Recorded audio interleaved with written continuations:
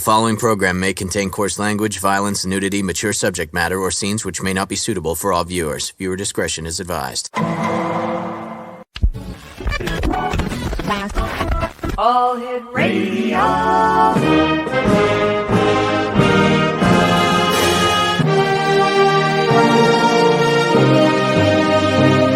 Welcome to the X Zone, a place where fact is fiction and fiction is reality. Now, here's your host, Rob McConnell. And welcome back to the X Zone, everyone. My name is Rob McConnell, coming to you from our broadcast center and studios in St. Catharines, Ontario, Canada. We're coming to you on the Talkstar Radio Network, Mutual Broadcast Network, the X Zone broadcast on Channel 32 on Simul TV. Well, here we are at the end of the week, and boy, did this week ever go fast, and so did the month, considering it is now officially September the 1st. The kids go back to school in 4 days, and I've got parents throughout the United States and Canada and Great Britain clapping their hands saying, yay, the kids are going back to school. Woohoo! Yep, I remember those days. Don't miss them at all.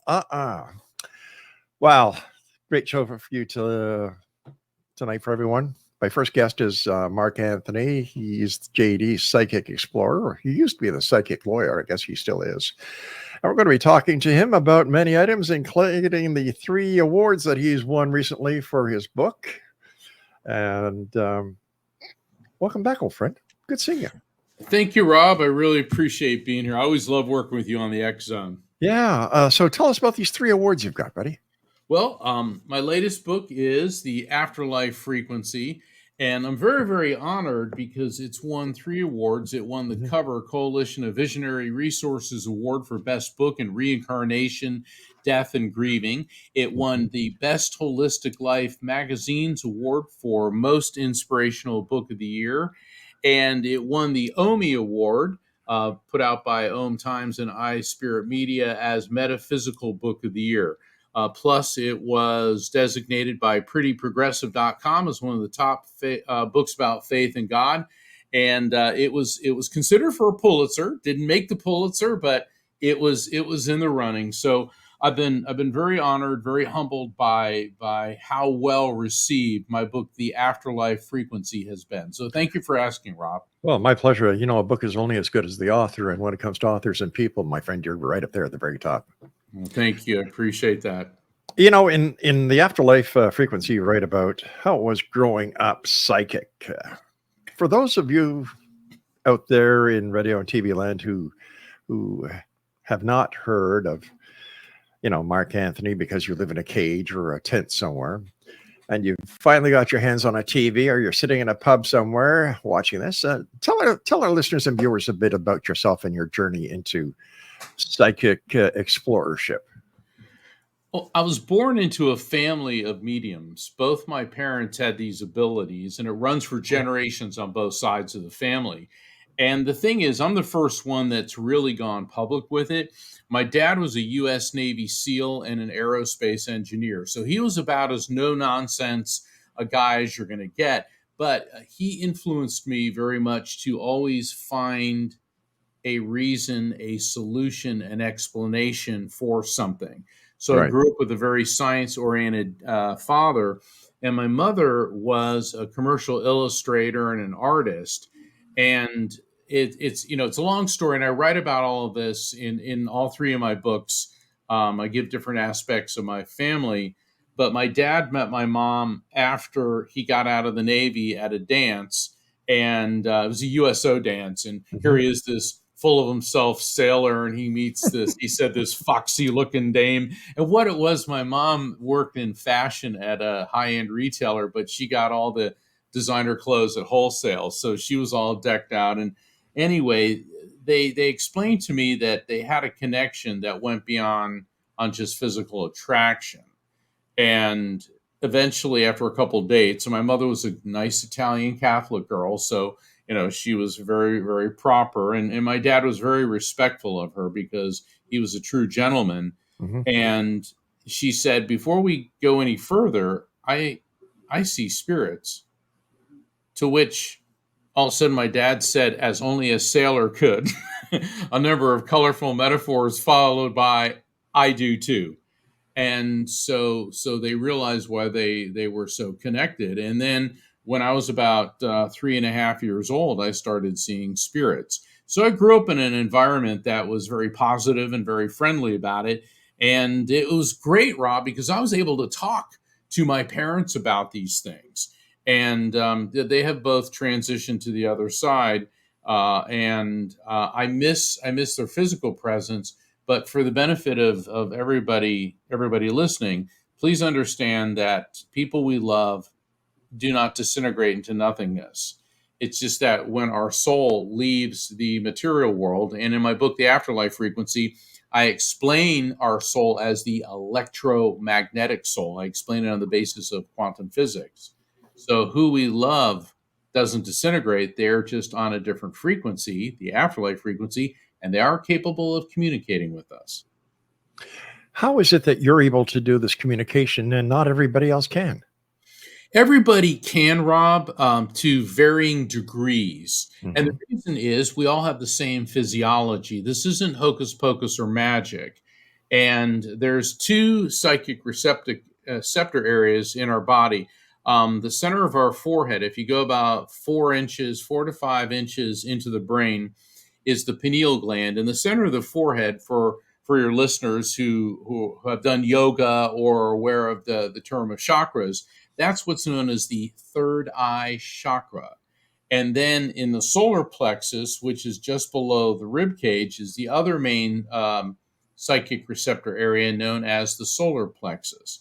And the solar plexus is the most complex bundle of nerves outside of the cerebral cortex. And a lot of scientists refer to it as the second brain.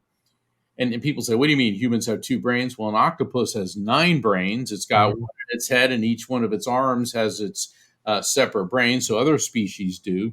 And the pineal gland in our brain, and this is the answer to your question, regulates our brainwave frequencies, our ability to perceive light, our circadian rhythms. So there's 5 different brainwave frequencies. Gamma, ultra high frequency, that's when you're like brains running at full throttle. Then there's beta, the activities of daily living state that we're in now. Then you start to relax, you go into alpha.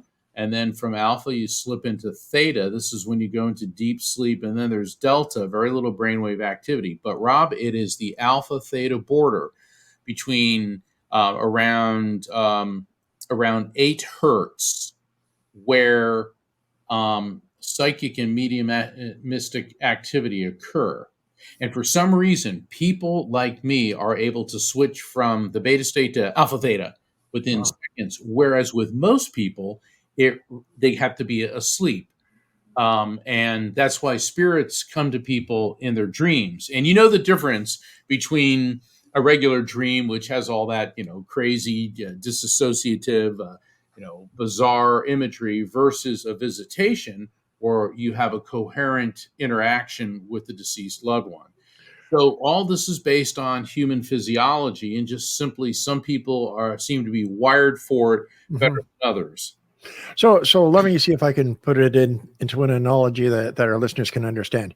You're like a multi-band radio, where some people can only get certain AM stations, FM stations, shortwave stations, where you can get the entire frequency spectrum on all the bands. You hit the nail right on the head. Where do we go after we leave this meat suit?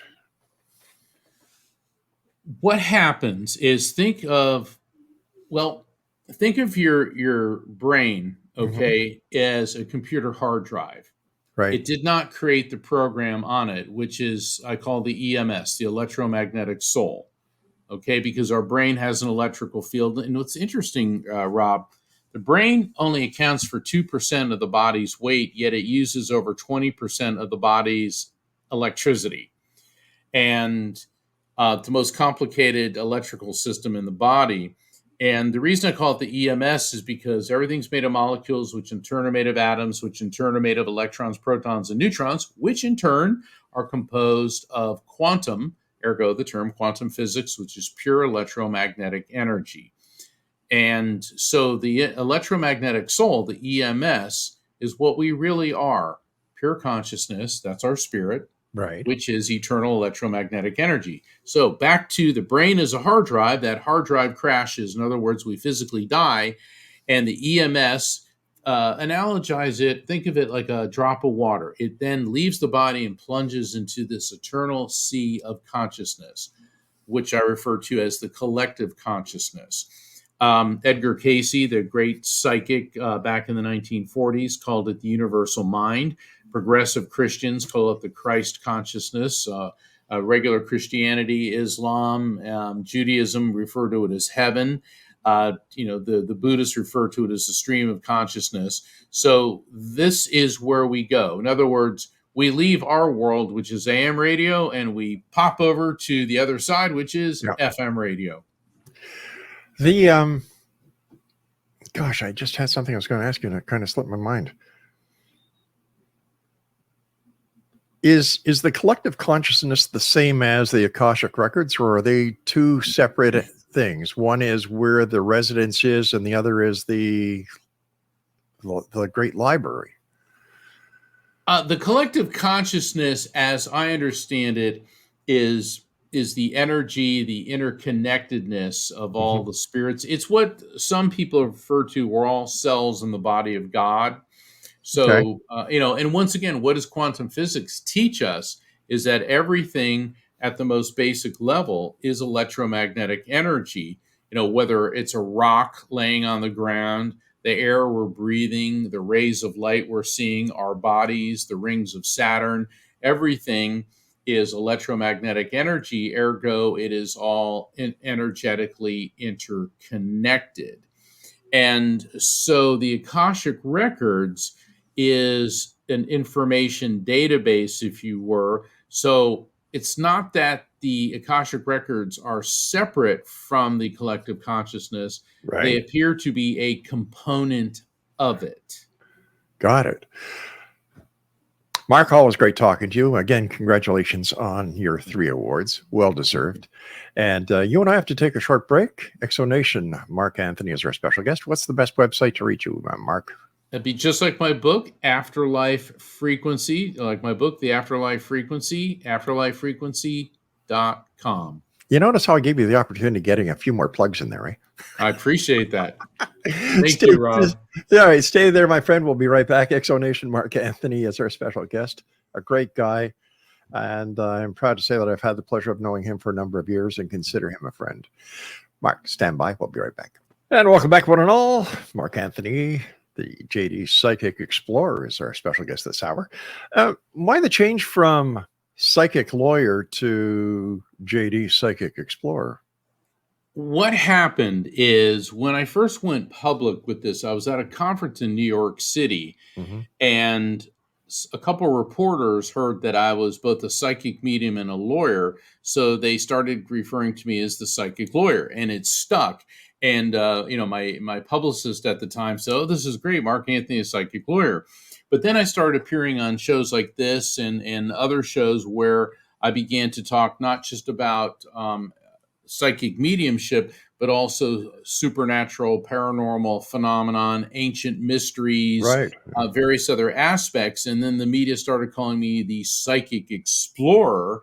And so my manager, Rocky, and I and my agent, we sat down and we put it all together. So the JD is my law degree, which is Juris Doctor, Mark Anthony, JD, Psychic Explorer. Because when we start going, Mark Anthony, a psychic lawyer, also known as it's too long. So we put it all together. So, so I hold the equivalent of a doctorate degree, which is my Juris Doctor, because I am an attorney and I'm licensed to practice law in Florida, Washington, D.C., and before the United States Supreme Court. And I've tried over 100 jury trials, represented thousands of people, done thousands of hearings. But I've also been studying supernatural phenomena at locations all over the world. And I also am a paranormal investigator and a near-death experience researcher. So to get all that into one brand, JD Psychic Explorer. Psychic Explorer, yeah. So because a lot of people ask me about that, and I'm glad that you did. By the way, when we're on the commercial, for everybody that's listening, like Rob said, we've known each other for years. And I think the first time I was on the X Zone had to be like 12, 13 years ago, maybe even further back. And when I was watching like all the graphics with the aliens and the UFOs, it's like, man, I was getting so enthralled in that. I love seeing how the X Zone has just really, really exploded into an A-list show. I'm really proud of you, Rob. Thank you, my friend. But it's because of people like you and the audience, whether it's the readers of the X Chronicles or the listeners or the viewers, who are looking for the information that guests like you are able to share with them. And I'm sure many people who listen to our shows together say, oh my God, it's just not me. I'm not alone. Yeah, and see, we used to, when I say we, it means people like Rob and I that delve into the paranormal, the supernatural. We got to realize that the paranormal is really normal and the supernatural is very natural. It's just that there's more to reality than what our 5 physical senses can perceive. And so a show like the X Zone used to be very fringe, and now we're very mainstream. And people are always ask me about the spirit communication, which is what I do. I facilitate connections between people here and their loved ones in spirit. But sometimes this gets really, really, well, it's always really fascinating. And if I may, I'd like to bring this up. Sure. With all the aliens that you have on the graphics on the commercial breaks, I've done a number of readings for people who claim to be abductees, and I've done a reading for 2 of the most high profile ones. Calvin Parker being one of them. Sure, Pat, in Mississippi, great guy. Yeah. Calvin is awesome, and he's also the most credible abductee, because this happened back in the 70s. He was fishing with a friend, and this object came out of the sky, and they were scared, and he goes, look, we're just 2 rednecks from Pascagoula, Mississippi. That's right. Yeah. They said they tried to run, but they couldn't because this light was on them, and these robotic entities hovered out of the craft, took them on board, did all these things to him. And the fascinating thing is that county in Mississippi, the sheriff's department that day was overwhelmed by calls from people reporting a flying saucer, a UFO. Yeah. Since that time, in the almost 50 years since then, Calvin has been subjected to questioning by the FBI, hypnosis, sodium pentothal, lie detector, polygraph test, has passed every single one of them as 100% accurate. And I've done readings for a number of other people who've been abducted. And what's really interesting, Rob, is when the spirits of their relatives come through, they always talk through me to the recipient about the abduction. Now, some of the people that I've done readings for, I didn't know were abductees until it came out during the reading. And one thing that has popped up in all of these connections is that the abductees were selected because of the way their body metabolizes protein. Really? It's something, yeah. And I thought that was really fascinating. And it came out in Calvin, and it came out in everybody. And Nancy Tremaine, she's the one of the other real high profiles, and I've done it for about half a dozen or more other people. And so I was talking once, and you probably know him. You may have interviewed him. His name is Chris DiPerno. And Chris DiPerno is with MUFON, the Mutual UFO Network. And what his job is to debrief abductees. And I mentioned that. I go, yeah, in all the readings, the spirits say that these people were selected because of the way they metabolize protein. He goes, what did you say? And I said, well, something about protein. He goes, oh my God, Mark. He said, in every one of the abductees, after the experience, they crave protein, like off the charts. He said one guy ripped open a package of hot dogs and ate them, and he said they are just protein, and he goes, and it never seems to change. And so I called Calvin, and I go, Calvin, he goes, oh my God, I crave protein all the time. And so we were talking about that, and of course you can draw your own conclusions. Why are they doing that? But there are people that they target on purpose, and it appears that they're looking for particular physiological characteristics. And one time I did a reading, Rob, for this mother and her son, and during the reading, I think it was her husband, who had been the young man's father, came through, and all of a sudden he started talking about the UFO. And I said, he said that you saw a UFO, but you were close, but not what they were looking for. And they started like flipping out. She goes, oh my God. She said, my son and I, they were somewhere and they saw this large metallic object, and it shined a light on them for a second, and then it sped away. Wow. So it was like scanning them. It was like, oh, they're close, but not really. Look, I know what this sounds like, but the thing is, we're now at a time where now the U.S. government is putting a UFO website up. And just a few weeks ago, there were F-18 pilots. Okay, these guys are Top Gun guys. Mhm. These are about the most credible and serious guys you're ever going to meet in the world. And they're testifying about these objects that they're seeing. Now we call them UAPs, unidentified aerial phenomenon. And he said they're doing things that F-18s can't. But is it possible, Mark? I watched the congressional hearings. Yeah. I wasn't impressed with David Grush, because I think that if you're going to sit in front of Congress and you want this to happen, you've got all this information that just tell everybody, instead of saying, well, I can't talk about it. It has to be done in SCIF. Yeah. To me, that was like, why? Okay. If you want this information. Now, the other two, the one with the Tic Tac and the other pilot, I'll give them credibility. But when it came to Grush, the old spidey senses kind of went, eh. Whether he was a plant from the government, whether he was just fed up, had an axe to bear with the government, I don't know. But that didn't sit right with me. And I've talked to other people within the UFO community.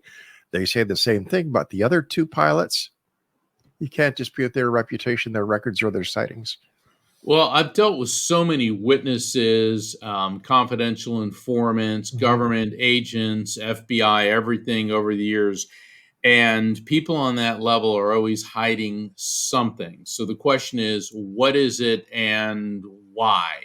But isn't it possible, or isn't it feasible, I should say, that after all the years after Roswell, with everybody gaining momentum, using more and more technology, looking for the truth, that by now some evidence, physical evidence, that the public could not dispute would be found and presented? It's really frustrating, isn't it? Sure You is. know, and I love that I'm on the X Zone when we're talking about something that could be an episode of the X Files, because that was always the thing, the physical evidence. All right, I just have to ask you, who are you, Scully or Mulder? Let's get our roles straight. Or deep throaters, whatever. I'm definitely Mulder. I'm definitely Mulder. Right. But you know, my dad was, like I said, a Navy SEAL, but he was also in aerospace.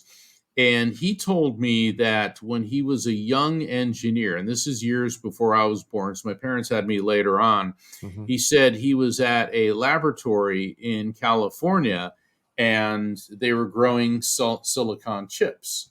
And he said, silicon chips? Where do we get the idea to do this? And he said the vice president that he was with of the technology firm, he said, well, since you have a top secret security clearance, I can tell you this.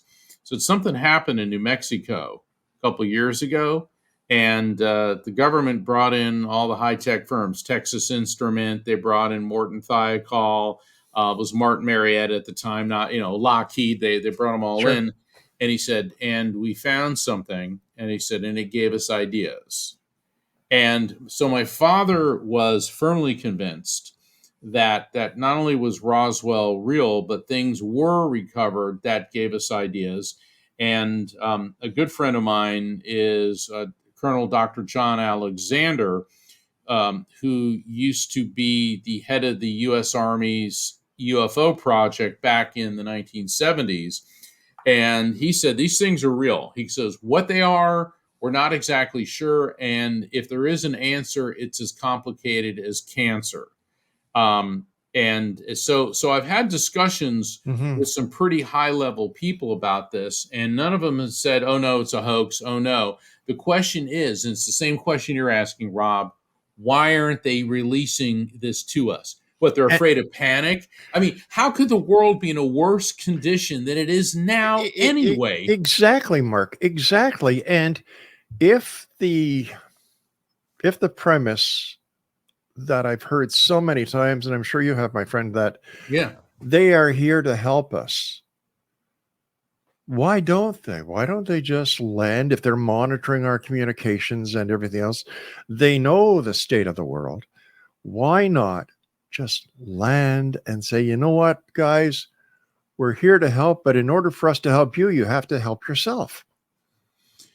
Well, maybe they have, and we don't realize it, or maybe they're okay.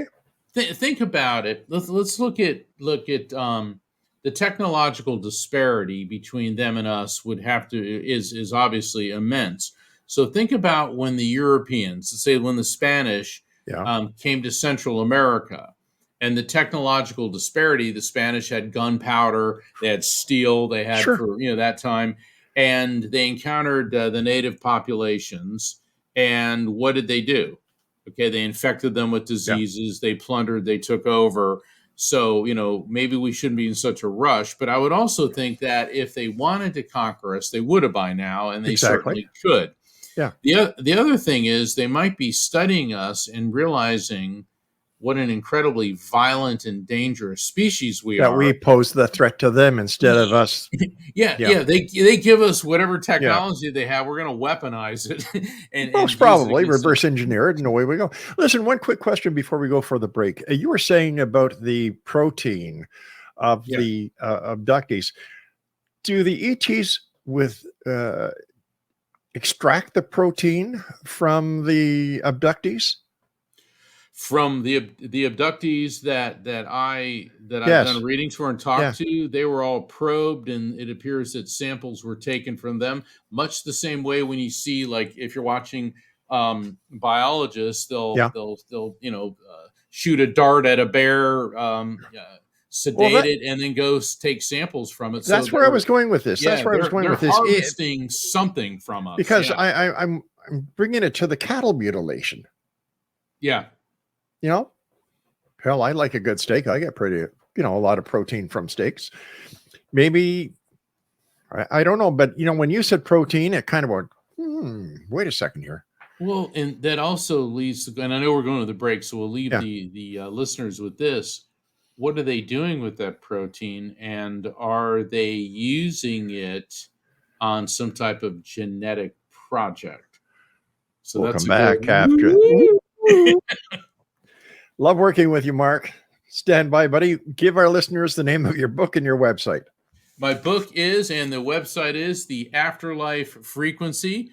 And just go to my website, afterlifefrequency.com. The scientific proof of spiritual contact and how that awareness will change your life. A great book by a great guy, Mark Anthony. We'll both return on the other side of this commercial break, unless we're, zipped up for our protein. We'll be right back. Don't go. And welcome back, everyone. The website that Mark was talking about, the U.S. official website for UFOs, UAPs, is actually available online and on our website at xzbn.net. We're going to have the link. So all you need to do is go there. Not now. We're not releasing it until after Mark leaves us because we don't want you to take off. As always, great talking to you, Mark. Let's talk about the genetic possibilities. Because we were talking about the protein, and I kind of tried to stretch it to the cattle mutilation, because I figured, well, if they're doing this, if they're abducting humans, which Obviously, there are, because there are certainly enough people like Calvin, who I've had the pleasure of talking to a number of times here on the show. Yeah. Why do they have to keep on? Why do they need to keep on abducting people? Because it makes no sense that if they're this highly advanced, that they wouldn't have to keep abducting to find out what they're looking for. Well, first, I would assume we understand what they're looking for. And secondly, based on my discussions with Calvin and Nancy Tremaine Right. and the others, they are abducted on more than one occasion. And not that I'm comparing people to sharks, but look when they tag a great white shark Mhm. and we're able to track it, and then other animals that are tagged and we're able to track, Right. the biologists will, on more than one occasion, go back and abduct them Sure. and Okay. conduct more experiments. So, we think that, we're this superior being and we're going around doing this to bison and bears and sharks and all these other type of animals here on this world. And then it appears that if you're open to this, and certainly we're speaking in the theoretical, but they're doing it to us for whatever reason, and maybe they're conducting experiments. And I've heard all types of theories that what they may be doing is taking genetic material to create a hybridization between humans and whatever they are, and that I've heard a number of people saying that aliens are here, but they're been assimilated into our society. And certainly, maybe by taking the genetic material, that's something that they're doing, is they're creating a human alien hybrid. Now, I know how crazy that sounds, but then again, 20 years ago, if you said the United States government was going to post a website about UFOs and basically admit that they're real, you would have thought that was insane too. Well, it all depends on who the president is, I guess. I guess, but if you look, Biden's been open about it. Trump was open about it. Obama was open about it. I mean, as open as presidents ever seem to get about it. So it certainly is fascinating. It is, but I often wonder how much of it is a deflection from actually what experimental aircraft is out there, what the other countries that are not as friendly to the United States as Canada and Great Britain are. Yeah. Could this be a method of protecting national security secrets? Well, it could be, and at the risk of sounding facetious, people say, "Well, it's the Russians." Like, look, they can't even beat Ukraine. That's right. So and what we're seeing from the debacle that Putin has caused by the unnecessary invasion of Ukraine, that was awful. Apparently Russian military technology isn't what they hyped it up to be. Now, maybe the Chinese is, because they've certainly been very devoted to stealing other countries' technology and developing and refining their own. But when you hear F-18 pilots say, we don't have anything that can do this, and the United States is supposed to have the most sophisticated Air Force in the world, if the Russians had that type of sophisticated aircraft, they'd be using it on the Ukrainians. Exactly. And if the Chinese had that, then why haven't they used it to go ahead and snag Taiwan? And I'm certainly not encouraging any more wars. So I don't, based on what I'm hearing, it seems doubtful that it is Russian technology. Could it be Chinese? Possibly. But let's take another look at another aspect, and this is a hypothesis and a what if factor. According to common knowledge, Mach 5 is the fastest right now of military aircraft. And yet we know for a fact that the mantra or the Manta, is Mach 10. It's a hypersonic. It's one of the latest auroras that are out there. So let's say the United States government wants to test one of these experimental aircraft before it goes into service on the United States Navy to see detection, maneuverability, and so on and so forth. I don't know. With once again, Mark, without seeing evidence that these craft from other dimensions, other universes, wherever they're from, actually do exist, it's hard for a guy like me to say, I want to believe, Mark. Mark, you know me. I want to believe. Yeah. That's why I do this show. Believe me, my wife thinks I'm nuts, but I still do it. I want to believe. And I believe the truth is out there. And it's with people like you and everyone else out there who is serious about this that we'll find out. But once again, my question is, why don't we see evidence that we can all say, you know what, we're not all nuts. It's not all hype. It's not a government conspiracy. It's not a cover-up. There's the facts. Welcome to planet Earth. Hold hands, get a bonfire, and sing Kumbaya. Rob, I couldn't agree with you more. Yeah, when I'm talking about the people that I've done the readings for that claim, and I always say claim to be abductees because, look, I'm a medium. I communicate with spirits, and a lot of people think that that's a bunch of nonsense and it's not possible. Oh, it but is. But I'm an evidential medium, and the things that I present, I can't possibly know. And people over here reading their mind. Well, the vast majority of readings I do are over the phone, and I don't think I can read people's minds over the phone. So there's people that would believe that that's impossible. But now we're looking at UFOs, and the other thing is, we're also trying to figure out their motives based on our motivations and mindset. Right. Maybe time is very different from them. Maybe they're looking at things, because there's people that think that, the pyramids were built by aliens and all this. And I have to keep an open mind on things.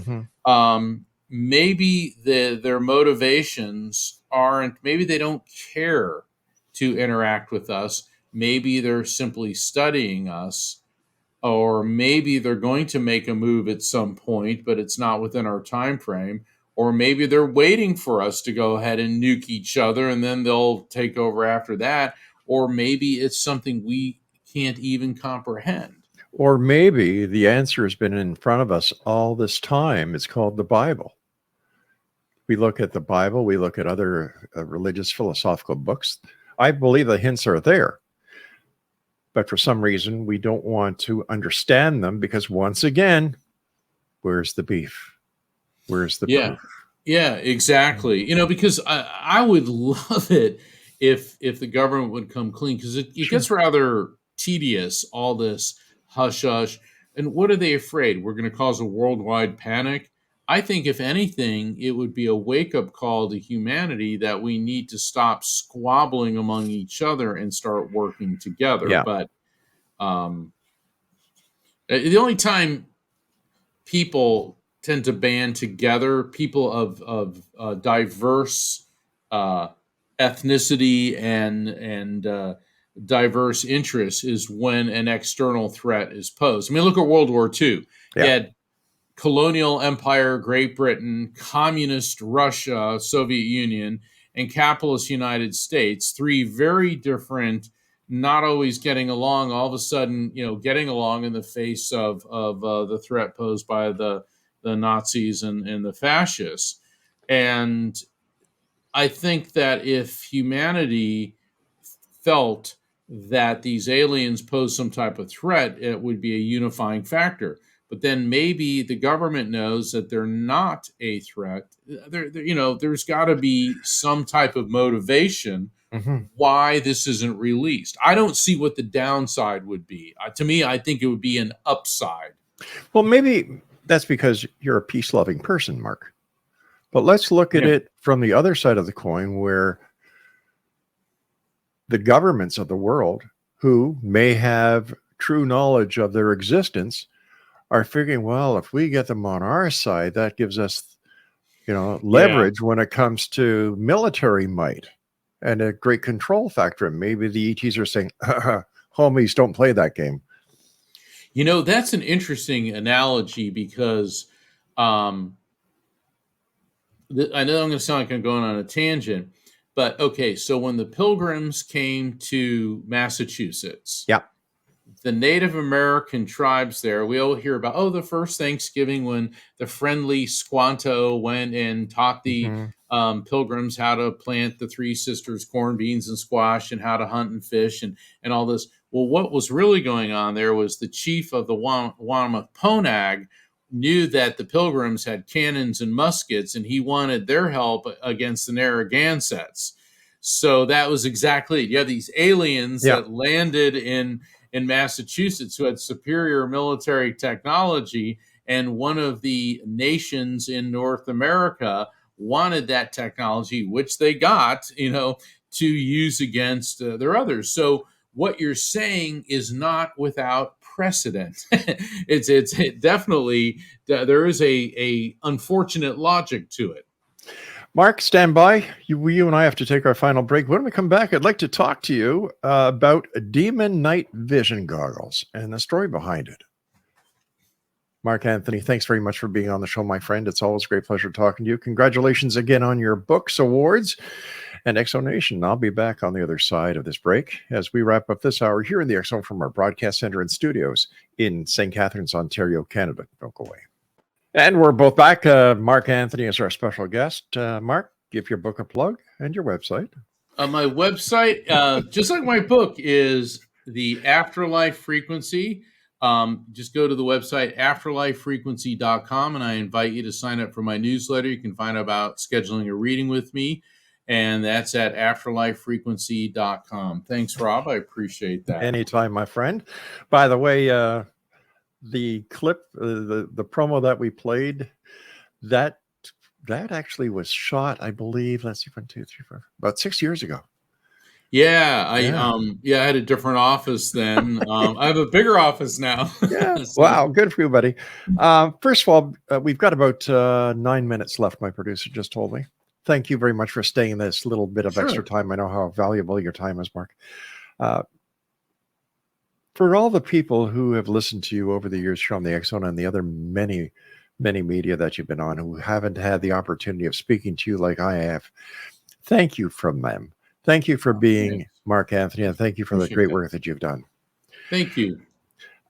Tell me about the Demon Night Vision goggle. And I must tell you quickly, when my producer typed it out, he typed Demon Night Vision Google story. Well, it's a really fascinating story, and I'm still determining whether it's an urban legend or factual.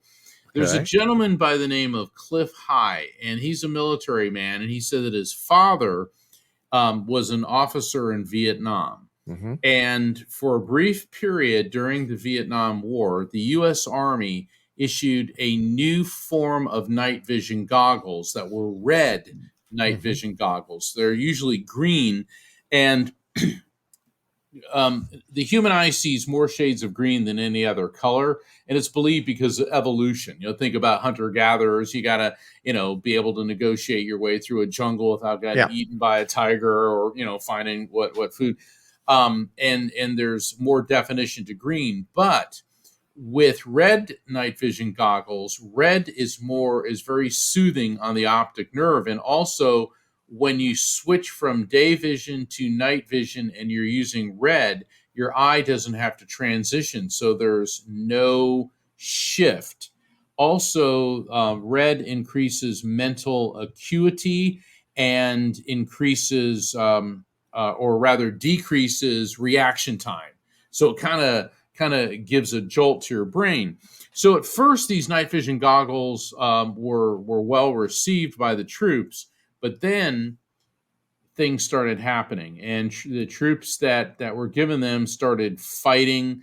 The troops that were wearing them were obsessed with treetops, And then there came the pivotal incident where a squadron of helicopters was flying over an area. It was a routine patrol, and they weren't in combat.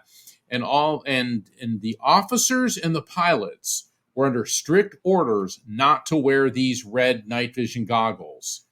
But the gunners could, and suddenly this one young gunner, and Cliff High's father was in that helicopter, according to the story, and opened fire. And he wasn't shooting at something on the ground. He was shooting at something on their level, and he was screaming, "They're coming for me! They're coming for me!" He goes, "There's demons and devils." And High's father, I'm just going to call him, Officer High, he figured the kid was tweaking on some kind of drugs. I mean, it was Vietnam. And he said, "Take those goggles off." And he put them on, and he said, "Oh, dear God." And then the reports started coming in. When he put them on, he saw what looked like gargoyles, these demonic-looking creatures that were, humanoid shaped with wings and horns flying. And apparently, when you put the goggles on, these creatures realized you could see them, and they were coming at the helicopter, which is why this guy started shooting at them. And all this happened within the span of 60 days, and then the U.S. Army confiscated all the goggles. And there's been a lot of speculation as what exactly were they seeing? Were they seeing into a different dimension? Were they simply seeing into the infrared spectrum, which is beyond the human eye's ability to see? And if so, were they picking up on demons, devils, or was it something else? And so it certainly lends to a lot of speculation. But to follow up on our last conversation, before the break, the military replaced those with green night vision goggles.